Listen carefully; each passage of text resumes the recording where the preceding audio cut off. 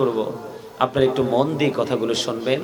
আমার কিছু কন্ডিশন আছে, সেই কন্ডিশনগুলো একটু মানবেন। সেই কন্ডিশন হলো, প্রথম যে কন্ডিশন, ফার্স্ট যে কন্ডিশন, সেটা হলো আপনাদের সকলের জবানকে বন্ধ রাখতে হবে। কথা বলবেন না?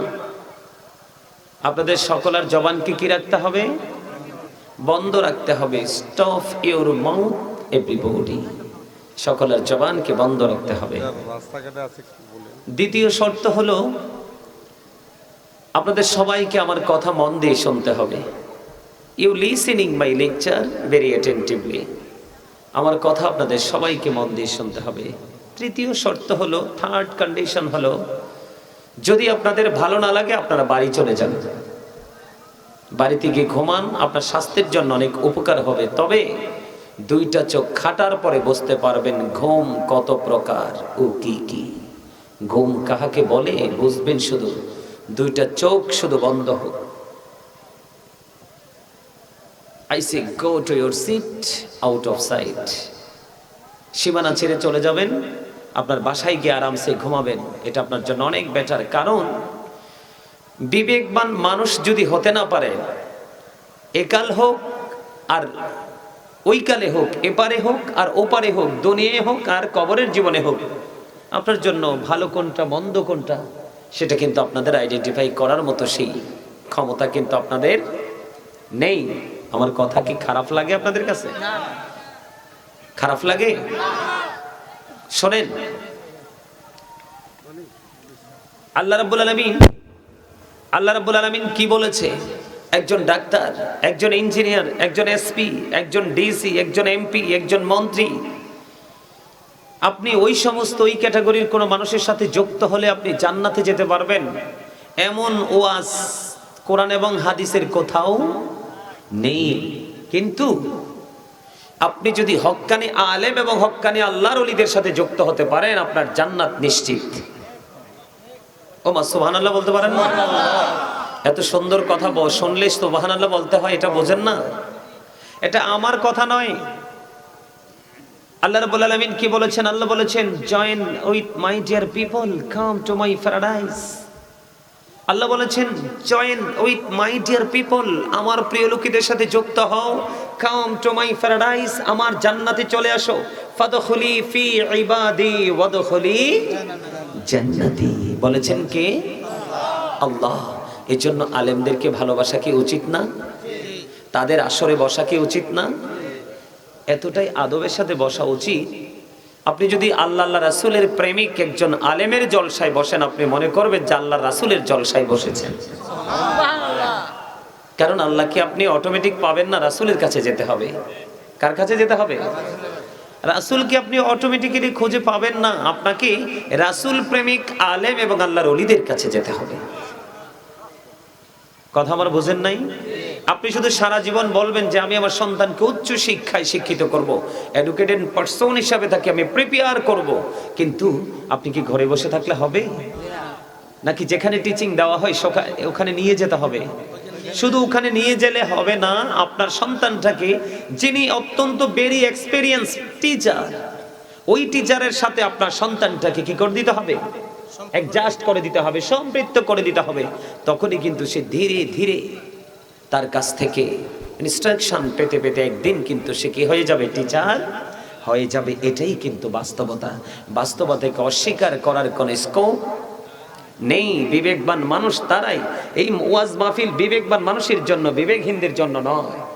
এই আলোচনার জলসা আজকে বুদ্ধিমান মানুষের জন্য, বুদ্ধিহীনদের জন্য নয়। আজকের এই নুরানি জলসা সেন্স এবিলিটি পারসনদের জন্য, সেন্সলেসদের জন্য নয়। আজকের এই জান্নাতের বাগান আপনাদের এলাকাবাসীর জন্য নিয়ামত, যারা আসবেন তাদের জন্য নিয়ামত, এবং আপনাদের যে আপন স্বজন কবরে রয়েছে তাদের জন্য নিয়ামত। কারণ কোন গ্রামের উপর দিয়ে যদি হক্কানি কোন আলেম হেঁটে যায় একটা মুহূর্তের জন্য, কয়টা মুহূর্ত? একটা মুহূর্তের জন্য, ক্ষণিকের জন্য যদি কোন গ্রামের উপর দিয়ে আল্লাহর কোন প্রিয় সাদিকিন হেঁটে যায়, আল্লাহ রাব্বুল আলামিন কমপক্ষে 40 দিন পর্যন্ত ওই গ্রামবাসীর কবর আযাব বন্ধ করে দেয়। কারণ তাদের ছোঁয়া এত দামি। এই জন্য আল্লাহ বলেছেন, ইন্নামা ইয়াখশাল্লাহা মিন ইবাদিহিল উলামা। আল্লাহ বলেছেন পৃথিবীতে আমার যে বান্দা আছে, বান্দাগুলোর মধ্যে সবচেয়ে বেশি আমি আল্লাহকে ভয় করে যারা, তারা হলো হক্কানি আলেমরা। কারা? হক্কানি আলেমরা। এই জন্য আল্লাহ বলেছেন, এদিকে তাকাও, আল্লাহ বলেছেন join with my dear people, come to my paradise. আমার প্রিয় লোকেদের সাথে যুক্ত হও আর আমার জান্নাতে চলে আসো। এখন জান্নাতে যাওয়ার পর আমরা কি করব? একটা প্রশ্ন আসে না, যে আমরা একটা প্লেসকে আমরা আপন করে নিলাম, এখানে আমরা উপস্থিত হলাম, কিন্তু এখানে যাওয়ার পরে কাজটা কি? আল্লাহ রাব্বুল আলামিন বলে এখানে আসার পরে শুধু তোমরা রিল্যাক্স মোডে থাকবা। এখানে সবচেয়ে বড় গুরুত্বপূর্ণ জায়গাটা হলো, আল্লাহ বলেছেন ইনদা রাব্বিহিম ইউরযাকুন। আল্লাহ বলেছেন দে রিসিভ ফুড ফ্রম আল্লাহ। আল্লাহ রাব্বুল আলামিন বলেছেন এখানে এসে তোমরা নিয়ামত ভক্ষণ করবা, জান্নাতি খাবার। আরে আরো জোরে সুবহানাল্লাহ।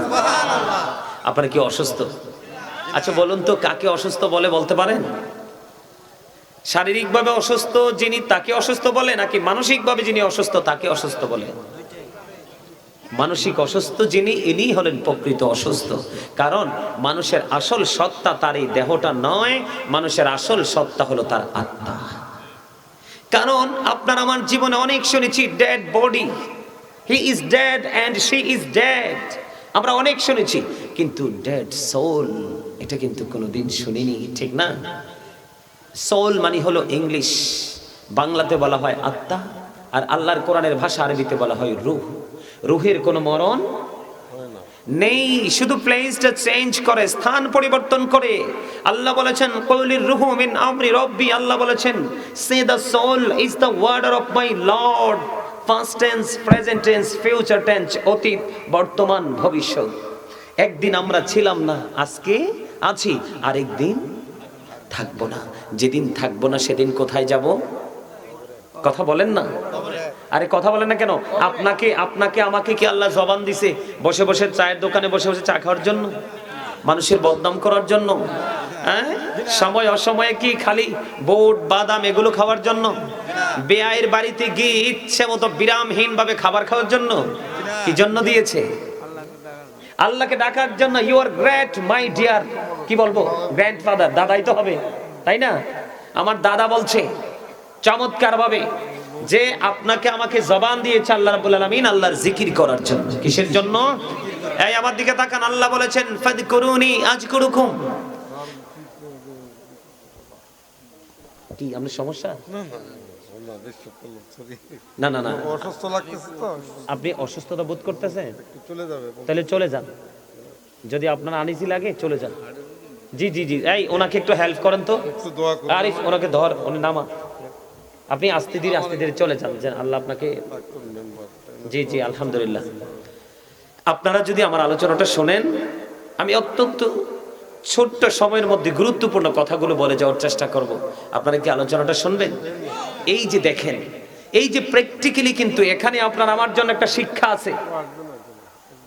আপনার আমার জন্য এখানে একটা শিক্ষা কি জানেন? এই জন্য নাম কি? চলে যাচ্ছেন যে আঙ্কেল আব্দুল আউয়াল মেম্বার, সাবেক, তাই না?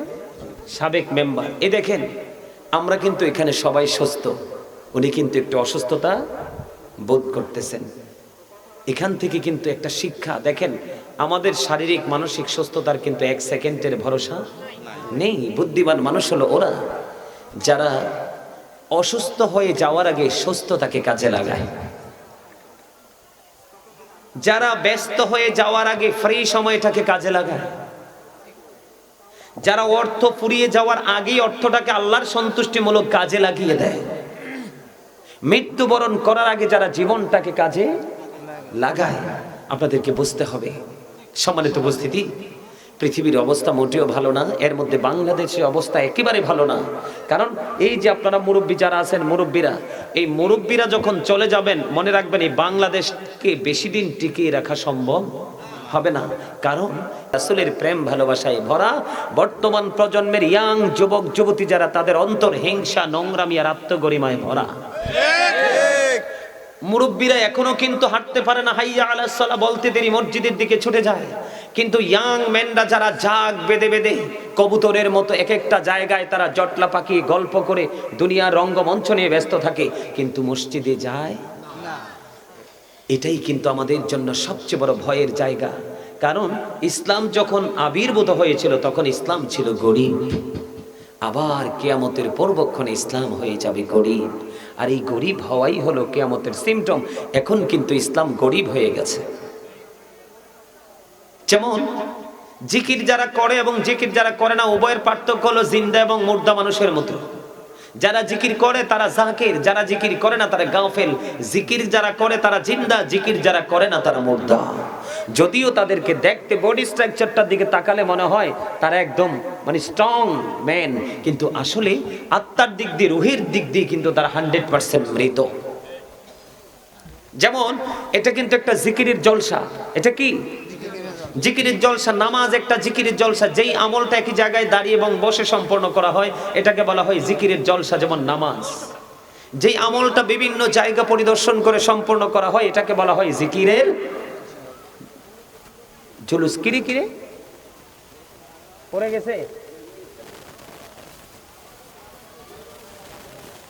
কি হয়েছে কি হয়েছে? ও আচ্ছা আচ্ছা আচ্ছা আচ্ছা, এদিকে যা, তোর আসছিস কি জন্য? লোক আছে না, এদিকে যা। আমার কথা আপনারা কি বুঝেন? আমার দিকে তাকান। আল্লাহ রাব্বুল আলামিন বলেছেন ফাযকুরুনি আযকুরুকুম। আল্লাহ বলেছেন remember me then I will remember you. Allah রাব্বুল আলামিন বলে দিয়েছেন তোমরা আমাকে স্মরণ করো, আমি তোমাদেরকে স্মরণ করব। তার মানে তোমরা যদি আল্লাহর জিকির করো আল্লাহ রাব্বুল আলামিন তোমাদের জিকির করবে। জোরে জোরে সুবহানাল্লাহ।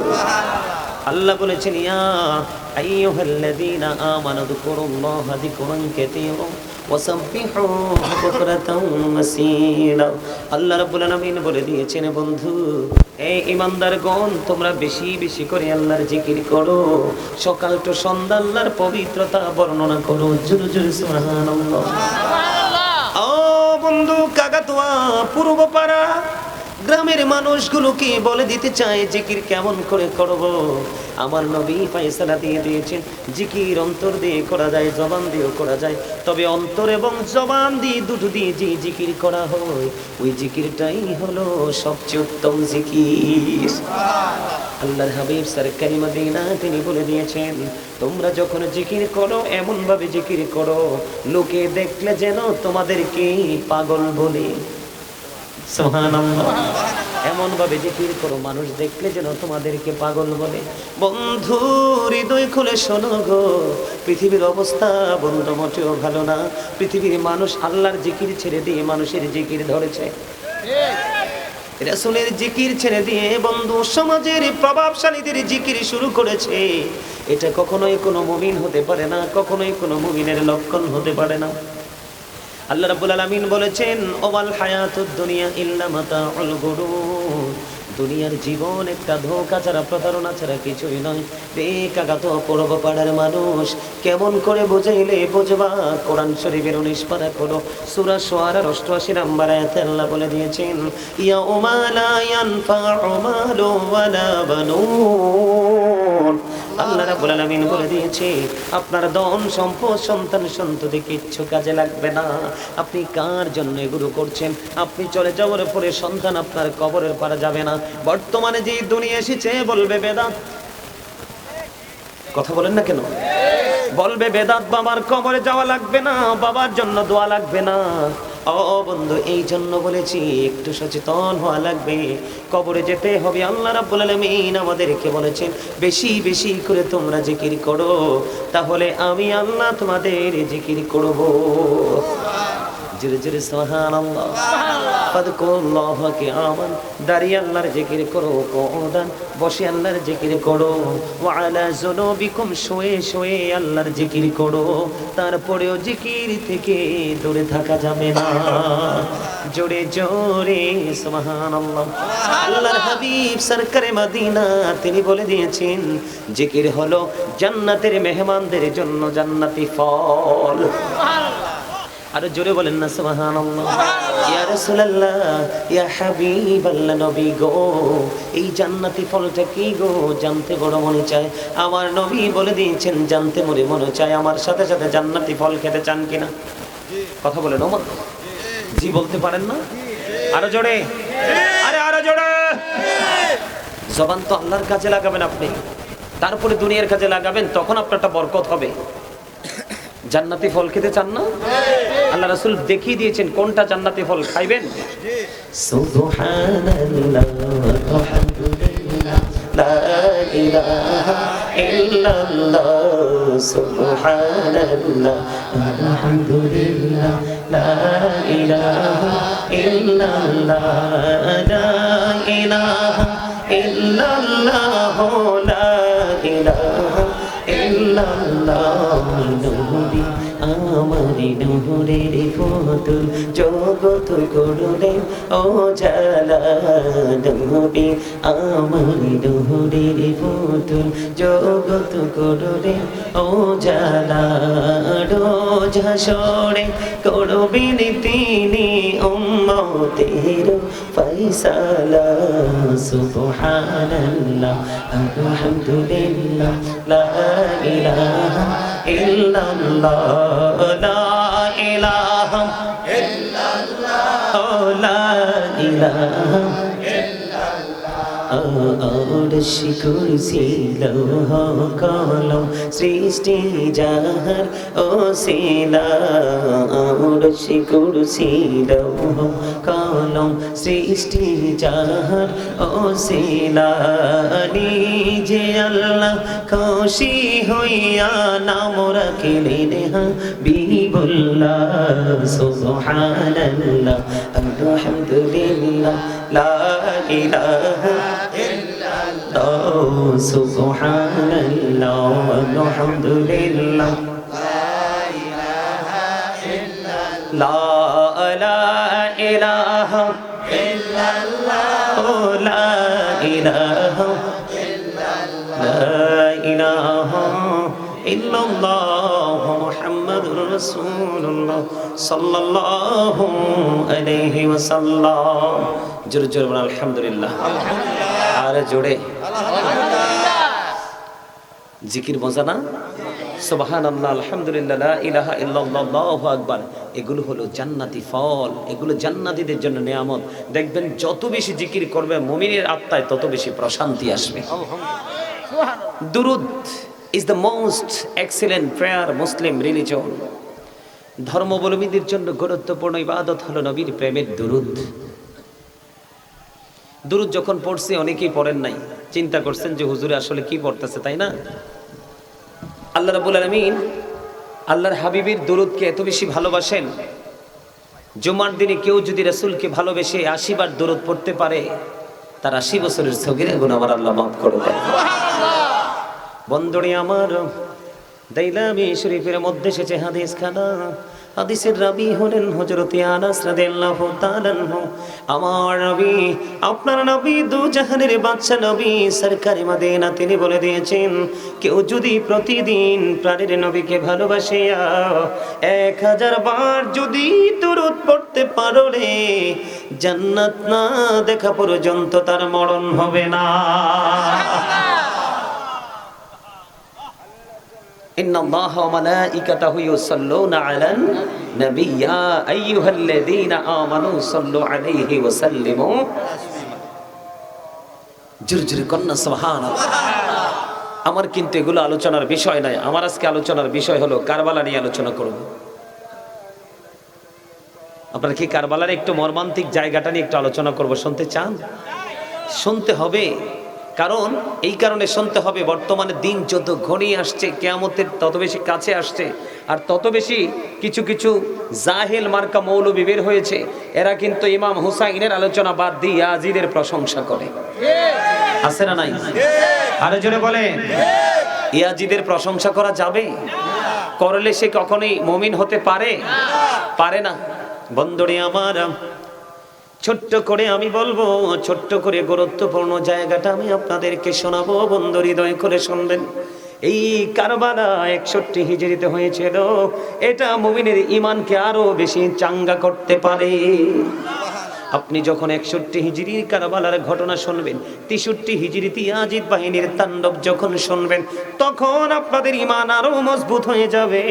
কারণ আল্লাহর হাবিব সরকারে মদিনা তিনি বলে দিয়েছেন, রাসূলের আহলে বাইতকে ভালোবাসা আমাদের জন্য ফরজ। আপনি রাসূলকে ভালোবাসলেন, আল্লাহকে ভালোবাসলেন, কিন্তু রাসূলের আহলে বাইতকে ভালোবাসতে পারলেন না, নবীর পরিবারকে ভালোবাসতে পারলেন না, আপনি কখনোই মুমিন হতে পারবেন না। মুমিন হতে হলে আপনাকে A to Z কমপ্লিট করতে হবে, শুরু থেকে শেষ পর্যন্ত কমপ্লিট করতে হবে। আল্লাহ রাব্বুল আলামিন বলে দিয়েছে অত্যন্ত চমৎকার ভাবে। এই জন্য বন্ধু আমি বলেছি, ইয়া আইয়ুহাল্লাযীনা আমানু ও আনফুসাকুম ও আহলিকুম নারা। আল্লাহ বলেছেন ঈমানদারদেরকে ডেকে ডেকে, ঈমানদারগণ আপনাদেরকে, আপনাকে, আমাকে, আমাদেরকে আল্লাহ ডেকে ডেকে বলেছেন তুমি জাহান্নাম থেকে বাঁচো এবং তোমার পরিবারকেও জাহান্নাম থেকে বাঁচাও। বলছে কে? আর জোরে আল্লাহ বলেছেন, ও believers, save yourself and your families from the fire. আল্লাহ বলেছেন তুমি জাহান্নাম থেকে বাঁচো এবং তোমার পরিবারকেও জাহান্নাম থেকে বাঁচাও। আমরা কি বাঁচতে হলে সর্বপ্রথম আমাদেরকে 100% ঈমানদার হতে হবে। কি হতে হবে? এই ইয়াং মেন, কি কথা বলা যাবে না কিন্তু, তোমরা আসছো আমি খুশি হয়েছি। সবাই আমার দিকে, আমার দিকে থাকতে হবে, চোখ পিছনের দিকে না, সবাই আমার দিকে। কোন দিকে? কোন দিকে? কোন দিকে? স্টেজের দিকে, ঠিক আছে? কথা বলবা? কথা বলবা না? তোমরা একটু আলোচনা শোনো মন দিয়ে, আশা করি তোমাদের ভালো লাগবে। কারণ আমরা এই মুরব্বীদেরকে নিয়ে কোনো শঙ্কা আমাদের নেই। আমরা যারা আলোচক, আমরা যারা কোরআন হাদিসের ন্যূনতম জ্ঞান অর্জন করেছি, আমরা এই মুরব্বীদেরকে নিয়ে 1 মিনিটের জন্য শঙ্কিত নই। আমরা শঙ্কিত হচ্ছি তোমাদেরকে নিয়ে। কারণ এখন যুগ যত যাবে, দিন যত গড়িয়ে যাবে, আল্লাহর হাবিব বলেছেন কিয়ামতের পূর্বক্ষণে পৃথিবীতে সবচেয়ে নিকৃষ্ট মানুষ হবে আলেমরা। কারণ তারা কোরআন হাদিসের সঠিক জ্ঞান অর্জন করবে না। তাদের দাড়ি থাকবে বড় বড়, পাগড়ি থাকবে অনেক বড়, জুব্বা থাকবে অনেক বড়, মেসওয়াক থাকবে লম্বা লম্বা, তাদের সেজদা দিতে দিতে এই জায়গাগুলো কালো করে ফেলবে। ওই মানুষগুলোর কিন্তু ইসলামের সঠিক জ্ঞান থাকবে না। তারা তাদের মন গড়া ফতুয়া দিতে দিতে দিতে দিতে সাধারণ মানুষকে বিভ্রান্তি করে ফেলবে। এই জন্য আল্লাহ রাসূল বলেছেন কিয়ামতের আগে সবচেয়ে নিকৃষ্ট মানুষ হবে আলেমরা। তোমাদেরকে এই জন্য আলোচনা শুনতে হবে, আহলে সুন্নাত ওয়াল জামাতের অন্তর্ভুক্ত আলেমদের সংস্পর্শে তোমাদেরকে আসতে হবে। কারণ তোমাদের আমল যদি কম হয়, আমাদের আমল যদি কম হয়, আমরা জান্নাতে যেতে পারবো, কিন্তু ঈমানটা হতে হবে টেকসই। কি আমি যদি একটা এক্সাম্পল দিয়ে শুরু করতে চাই, বন্ধুরে আমার, হাদিস শরীফের মধ্যে এসেছে, বন্ধু হৃদয়ের জানালা খোলে তোমরা সবাই শোনো, এই কাগাতোয়া পূর্বপাড়া গ্রামের মানুষগুলো কোথায় রে? আমার ভাই, আমার বাবারা, আমার মা বোনদেরকে ডেকে ডেকে বলবো, হৃদয়ের জানালা খোলে সবাই শোনো। আল্লাহ রাব্বুল আলামিন অত্যন্ত চমৎকার ভাবে আমাদেরকে বলে দিয়েছেন। আল্লাহর হাবিব কি বলেছেন আগে আমি শোনাবো বন্ধু। আপনি যদি উহুদ পাহাড় পরিমাণ যদি স্বর্ণ যাকাত দেন, কথা মন দিয়ে শুনতে হবে, হাদিস শরীফ কিন্তু, আপনি আমি যদি উহুদ পাহাড় পরিমাণ স্বর্ণ যদি আমরা যাকাত দেই, আল্লাহর সন্তুষ্টির জন্য আমরা সদকা করে দেই, কিন্তু আমরা যদি আমাদের তাকদীরটাকে বিশ্বাস করতে পারি না, আমার নবী বলেছেন তোমার এই সদকা আল্লাহর দরবারে কবুল হবে না। জোরে জোরে বলেন না নাউযুবিল্লাহ। এই জায়গাটাতে কেন নিয়ে আসলাম আপনাদেরকে? ঈমানটাকে মজবুত করতে হবে, যেটা বোঝানোর জন্য। কারণ বলে হুজুর সমস্যাটা কোথায় লুকায়িত? সমস্যাটা এই জায়গায় লুকায়িত, আপনার সময় জীবনে যখন সুখের সন্ধান পান, আপনি ভালো নেয়ামতের খবর পান, তখন আপনি মেনে নিতে পারেন। কিন্তু যখন আপনার জীবনে কখনো কখনো দুঃখ নেমে আসে, তখন কিন্তু আপনি বিশ্বাস করতে পারেন না তাকদীরটাকে। এই অবিশ্বাসটা করার কারণেই আপনি যদি উহুদ পাহাড় পরিমাণ স্বর্ণ যাকাত দেন, এই যাকাত আল্লাহর দরবারে কবুল হবে না, কারণ আপনি ঈমানদার হতে পারেননি। ভালো সময়টা হাসি মুখে নিয়েছেন, কিন্তু খারাপ সময়টা যে আপনার তাকদীরে লেখা ছিল, এটা আপনি বিশ্বাস করতে পারেননি। এই জন্য আল্লাহ রাব্বুল আলামিন দরবারে আপনার উহুদ পাহাড় দেখছেননি? কেউ হজে গেছেননি? গেছেন? এই যে মদিনার চারপাশে দেখছেন না বড় বড় পাহাড়গুলো, এই পাহাড়গুলোই হলো উহুদ পাহাড়। বড় না ছোট? আরো জোরে বলেন। আজকে যুবক তোমাদেরকে বলবো, অনলাইনে তোমরা থাকো, তোমরা উহুদ পাহাড় লিখে চার্জ দেবা, চার্জ দেওয়ার পরে দেখবা কত বিশাল বড় বড় উহুদ পাহাড়। এই অত বড় বড় উহুদ পাহাড়ের সমান স্বর্ণ যদি তুমি আল্লাহর পথে কুরবানি করো, কবুল হবে না রে।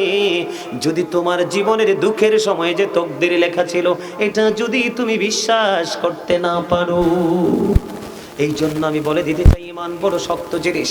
আর ইমানটা হলো রাসূলের কলিজার টুকরা ইমাম হাসান হুসাইন, নবীজির আহলে বাইত, আল্লাহর হাবিব। আল্লাহ কোরআনে কি বলেছেন? কুল লা আসআলুকুম আলাইহি আজরান ইল্লাল মাওয়াদ্দাতা ফিল কুরবা। জোরে জোরে কোন আল্লাহু আকবার। আল্লাহর হাবিবকে আল্লাহ রাব্বুল আলামিন কি বলতেছে শুনেন।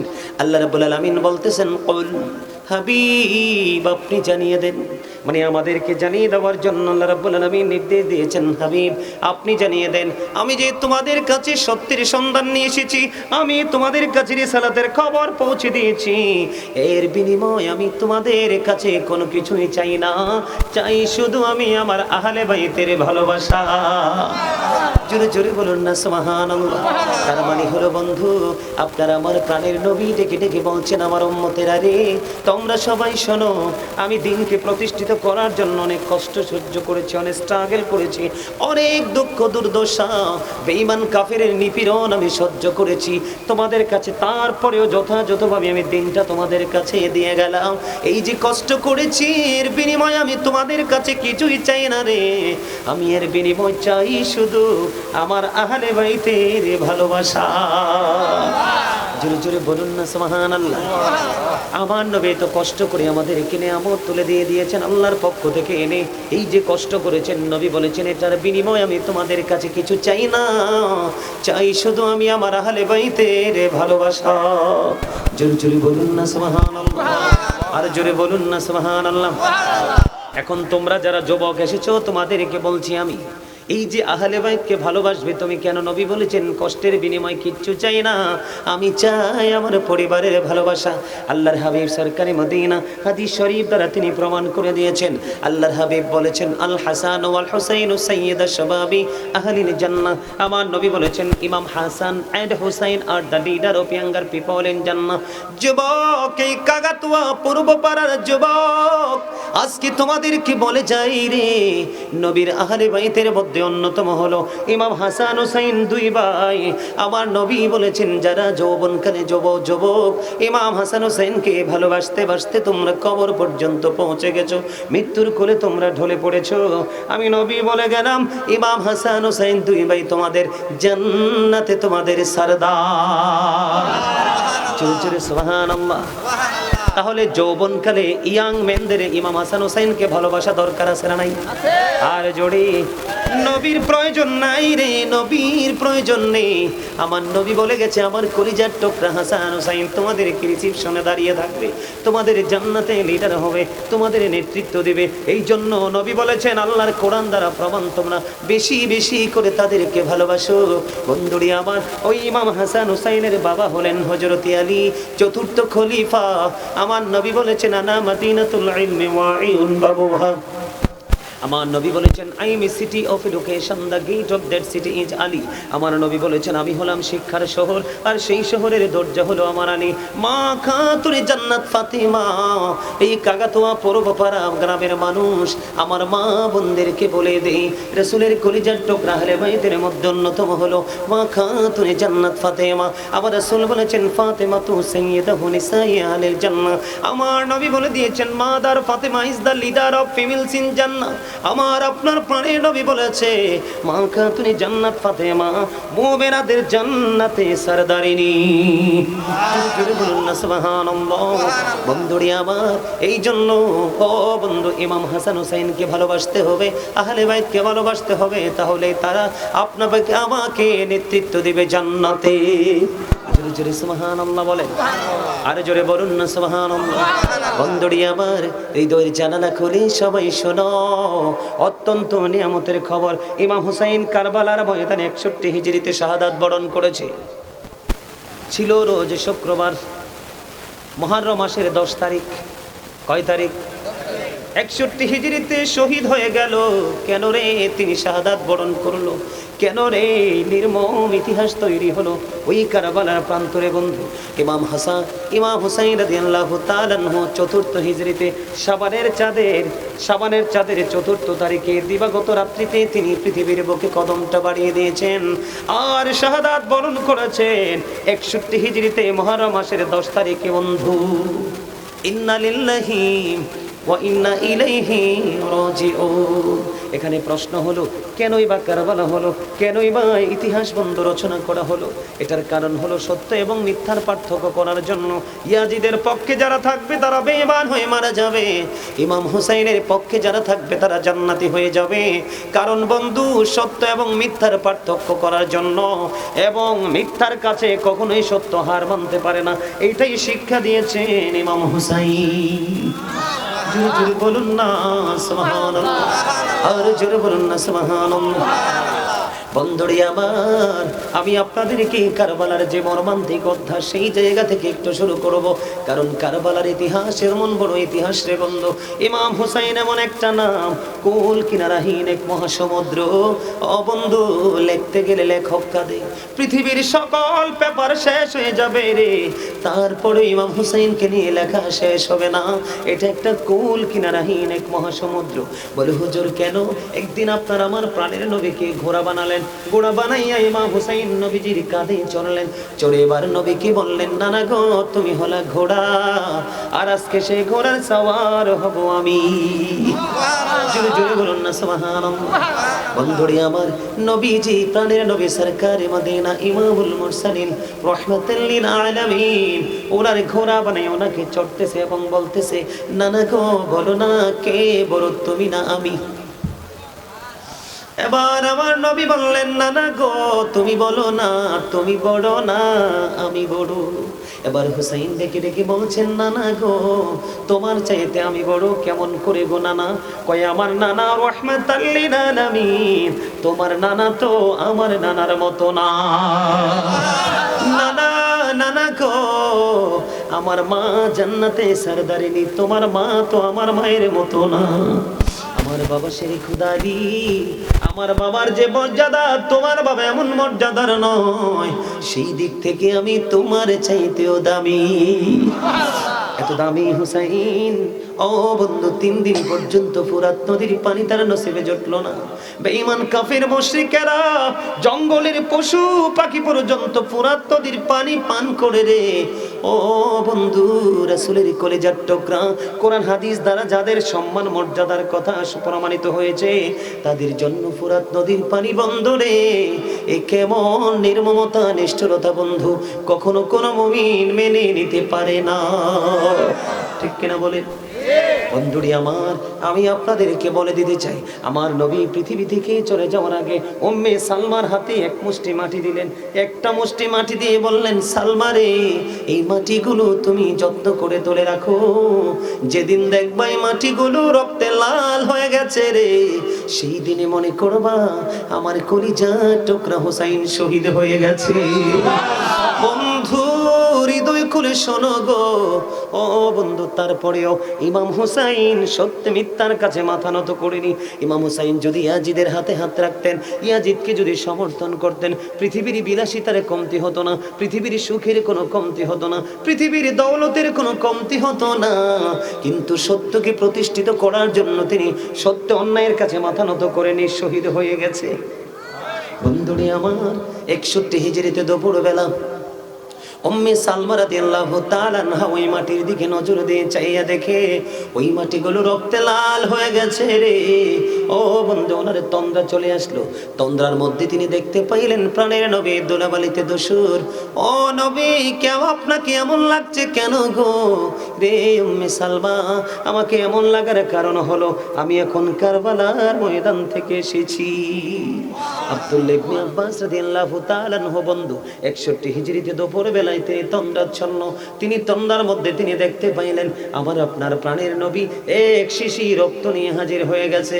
ইয়া রাসূলুল্লাহ, ইয়া হাবিবাল্লাহ, নবী গো, ও প্রাণের নবী, ইয়া রাসূলুল্লাহ, আপনাকে তো বিষণ্ণ দেখা যায় কেন গো নবী, এবং আপনার হাতের মধ্যে একটা শিশি রক্ত দেখা যায়, এই রক্তটা কোথা থেকে এসেছে গো ইয়া রাসূলুল্লাহ? আমার নবী বললেন, আমি এইমাত্র কারবালার ময়দান থেকে এসেছি, ওই ৭২ জন শহীদের রক্ত আমি একটা শিশির মধ্যে ভর্তি করেছি। জোরে জোরে বলুন না সুবহানাল্লাহ। এখন যদি প্রশ্ন করা হয় যে হুজুর গো, নবীজি ৭২ জন শহীদের রক্ত কেমন করে ছোট্ট একটা শিশির মধ্যে ঢোকালো, আপনি যদি প্রশ্ন করেন, আমি বলবো এটাই হলো নবীজির মুজিজা। জোরে জোরে বলুন না সুবহানাল্লাহ। বন্ধুরে আমার, ১৪০০ সাহাবীর গোসলের পানি একটা ঘটির মধ্যে যদি প্রশ্ন করেন ১৪০০ সাহাবী, ১০০ ২০০ না, ১০০০-এর উপরে আরো ৪০০ বন্ধু, এতজন সাহাবীর গোসলের পানি কেমন করে একটা কৌটার মধ্যে, এখন প্রশ্ন করলে আবার উত্তর দিব এটাই হলো নবীজির মুজিজা। বন্ধুরে আমার, ১৫০০ সাহাবীর খাদ্য একটা পাত্রের মধ্যে যদি আপনি প্রশ্ন করেন যে কেমন করে সম্ভব, এটাই হলো নবীজির মুজিজা। নবীদের কাছে থাকে মুজিজা, আর আল্লাহর ওলিদের কাছে থাকে কারামত। জোরে জোরে বলুন না সুবহানাল্লাহ, আর জোরে বলুন না সুবহানাল্লাহ। বন্ধুরে আমার, এবার কি হলো? ও বন্ধু, রক্তে লাল লাল হয়ে গেল। জয়নব ডেকে ডেকে বলতেছেন, বন্ধু ভাইজান, ও বন্ধু হযরত হুসাইনকে ডেকে ডেকে বলছে, ভাইজান আপনি কি প্রস্তুতি নিয়েছেন? ও ইয়াজিদ বাহিনী পরিপূর্ণ প্রস্তুতি নিয়ে আমাদের দিকে এগিয়ে আসছে। এবার হুসাইন রাদিয়াল্লাহু তাআলা আনহু ডেকে ডেকে বলে, বোন রে, ও বোন, আমি সেই প্রস্তুতি নিয়েছি। কি প্রস্তুতি নিয়েছো?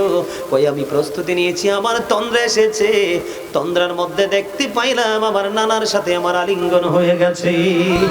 জোরে জোরে কন্যা আল্লাহু আকবার। নানার সাথে আলিঙ্গন হওয়ার মানে কি রে? তার মানে আমার শহীদের সময় খুবই কাছাকাছি, আমি শাহাদাত বরণ করব, যুদ্ধের জন্য পুরো প্রস্তুতি নিয়েছি। জোরে জোরে কন্যা সুবহানাল্লাহ। এই এই তুমি ওড়ো টুপিওয়ালা।